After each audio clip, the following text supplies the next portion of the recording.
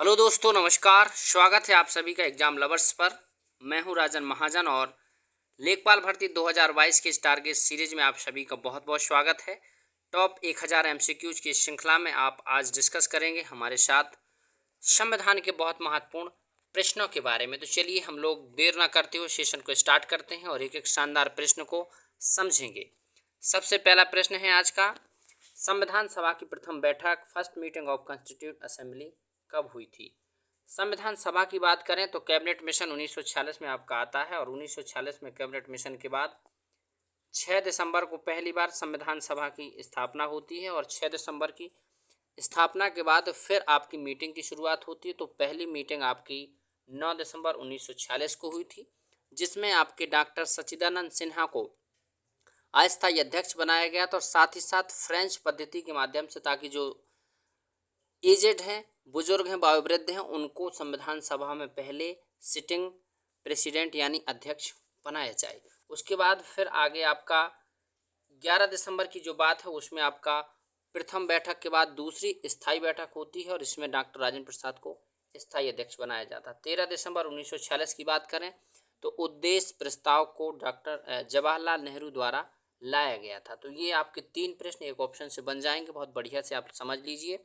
Cabinet mission 1946 में आता है, 6 दिसंबर 1946 में पहली बार संविधान सभा का गठन हुआ और उसके बाद फिर आपकी संविधान सभा की बैठक स्टार्ट होती है।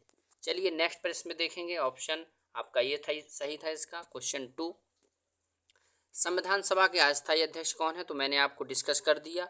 अस्थायी अध्यक्ष डॉक्टर सच्चिदानंद सिन्हा, जो कि आपके बिहार से बिलोंग करते हैं। डॉक्टर BR अम्बेडकर, आप याद रखिएगा, ये प्रारूप यानी ड्राफ्ट या मसौदा कमेटी के अध्यक्ष थे। डॉक्टर राजेंद्र प्रसाद ये स्थायी कमेटी के अध्यक्ष थे और साथ ही साथ डॉक्टर BN राव ये संविधान सभा के सलाहकार थे। याद रखना, ये 4 के 4 ऑप्शन बहुत महत्वपूर्ण हैं और चारों के चारों में से एक ना एक प्रश्न आपका पूछा जाता रहा है।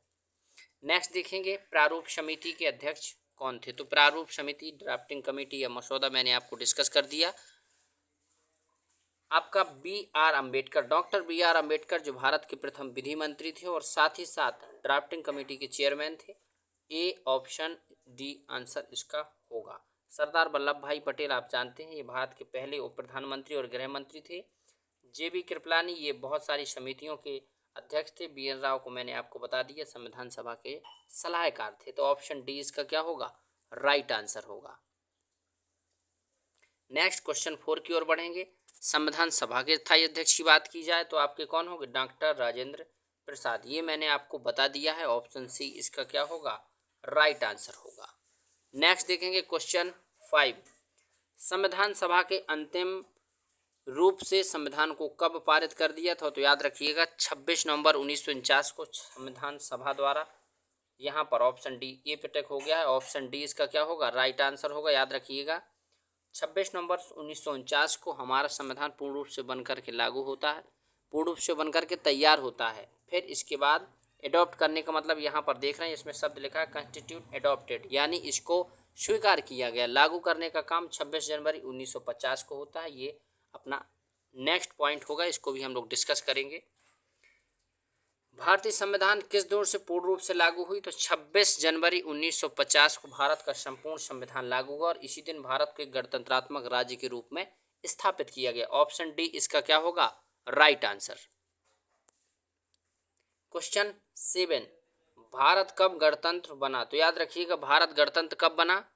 आपका 26 जनवरी 1950 को रिपब्लिक स्टेट के रूप में भारत को स्थापित किया गया। यानी उससे पहले संविधान बना, संविधान सभा द्वारा इसका लंबा प्रोसेस चला, 2 वर्ष 11 माह 18 दिन में बन करके तैयार हुआ और उसके बाद फिर एक फाइनली रिपब्लिक स्टेट के रूप में 26 जनवरी 1950 को भारत को स्थापित किया गया। क्वेश्चन 8, संविधान सभा के किस भाग को उसकी आत्मा कहा जाता है? Indian constitution soul. याद रखिएगा, संवैधानिक उपचारों का अधिकार आर्टिकल 32 फंडामेंटल राइट आपका है।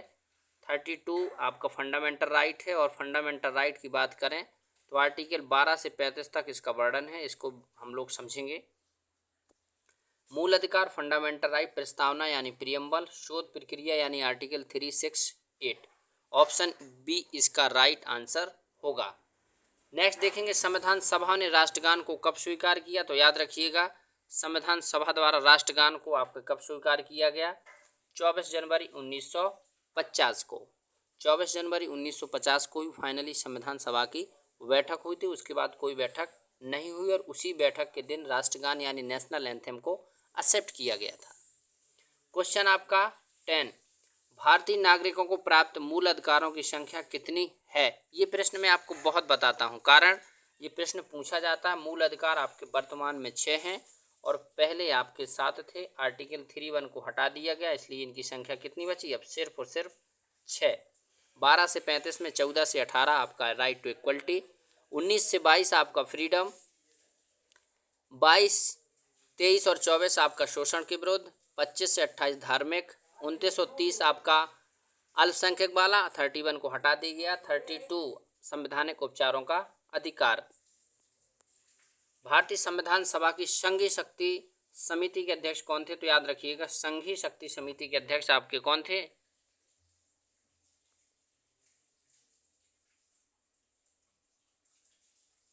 जवाहरलाल नेहरू। ऑप्शन डी इसका क्या होगा, राइट आंसर। नेक्स्ट देखेंगे संविधान सभा की प्रारूप समिति के अध्यक्ष कौन थे, वही प्रश्न फिर आ गया आपका। आप याद रखिएगा ये प्रश्न घुमा फिरा के फिर पूछ देता है। अरे भाई क्या हो रहा है, चलिए देखते हैं नेक्स्ट में आपका 15वां प्रश्न। देखिए सॉरी यहाँ पर हम लोग आगे निकल गए बहुत ज़्यादा। 12वां प्रश्न आपका, 12वां प्रश्न में आपका राइट आंसर है क्या, प्रारूप समिति आपका डॉक्टर BR अम्बेडकर। मसौदा या प्रारूप एक ही चीज़ है ना। 13वां प्रश्न, संविधान सभा में सभी निर्णय किस आधार पर लिए गए थे, तो आप बताइएगा। बहुमत, सर्वसम्मति, सहमति और समायोजना के आधार पर, है ना। सहमति जब हो जाए ज़्यादा से ज़्यादा पॉइंटों में और समायोजना उसी कंडीशन में आपका संविधान सभा के द्वारा निर्णय लिए गए। संविधान सभा में महिला सदस्यों की कुल संख्या कितनी थी, तो आप याद रखिएगा द मोस्ट इंपॉर्टेंट प्रश्न क्वेश्चन 15, सॉरी डी आंसर है इसका 14वें का 15वां, है ना। ऑप्शन डी 15 महिलाएं थीं, जिसमें आपकी सरोजिनी नायडू, राजकुमारी अमृता कौर, सुचिता कृपलानी, साथ ही साथ विजय लक्ष्मी पंडित, पूर्णिमा बनर्जी, रेणुका राय, देवयानी बेलायुधन और भी बहुत सारी एम.एस. करन, यानी 15 महिलाएं थीं आपकी। ऑप्शन डी इसका राइट आंसर होगा। संविधान निर्मात्री सभा में झंडा समिति के अध्यक्ष कौन थे, तो आप याद रखिएगा झंडा समिति का प्रश्न डॉक्टर राजेंद्र प्रसाद। ये झंडा समिति तदर्थ समिति थी और इसके अध्यक्ष डॉक्टर राजेंद्र प्रसाद थे। 16वां प्रश्न, संविधान सभा में 9वीं अनुसूची किसको परिवर्तित करती है, तो आप याद रखिएगा प्रथम संविधान संशोधन 1951 के द्वारा प्रथम जो आपकी शेड्यूल 9 जोड़ी गई, पहला अमेंडमेंट था ये, माने बनकर के अभी संविधान तैयारी हुआ था कि पहली बार 1951 में ही संशोधन किया गया और साथ ही साथ ये भूमि अधिग्रहण से संबंधित है।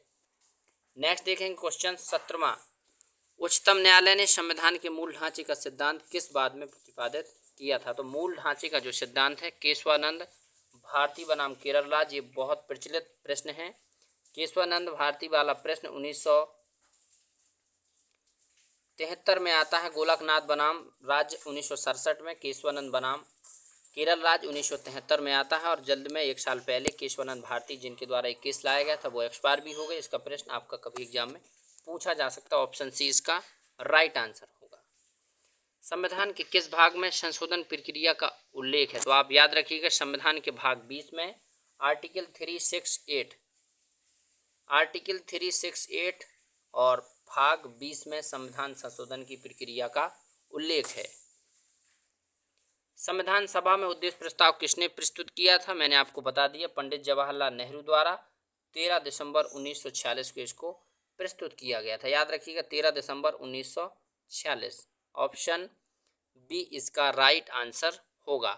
क्वेश्चन आपका 20वां, दल बदल के आधार पर निर्धारित सदस्यों की अयोग्यता संबंधी विवरण संविधान के किस अनुसूची में दिया गया है, तो दल बदल आप याद रखिएगा अनुसूची यानी शेड्यूल 10 में राजीव गांधी सरकार के समय इसको लाया गया था। क्वेश्चन 21, भारत के लिए संविधान सभा की रचना हेतु संविधान सभा के विचार निम्न में से सबसे पहले किसने प्रस्तुत किया? तो यहाँ पर याद रखिए, ये बहुत अच्छा पॉइंट है। स्वराज पार्टी, जिसकी स्थापना CR दास और पंडित मोतीलाल नेहरू द्वारा प्रयागराज, जो कि पहले आपका इलाहाबाद था, इसमें की गई थी 1923 में। और उसके बाद स्वराज पार्टी सबसे पहले संविधान सभा के बनाने का विचार प्रस्तुत करती है। और 1928 में नेहरू प्रस्ताव भी लाया गया था, याद रखिएगा। नेक्स्ट देखेंगे हम लोग 22, संविधान सभा अंतिम रूप से किस दिन आखिरी बार मिलती है? तो फाइनली ये प्रश्न आपका पूछा जाता है 24 जनवरी को। आपके संविधान सभा के जितने 299 सदस्य थे, 299 में से 284 लोग उस समय उपस्थित थे और इनके द्वारा हस्ताक्षर किया गया। और फाइनली 24 जनवरी को डिसाइड किया गया कि डॉक्टर राजेंद्र प्रसाद ही देश के पहले राष्ट्रपति बनेंगे और इसी दिन आपका राष्ट्रगान भी स्वीकार किया गया।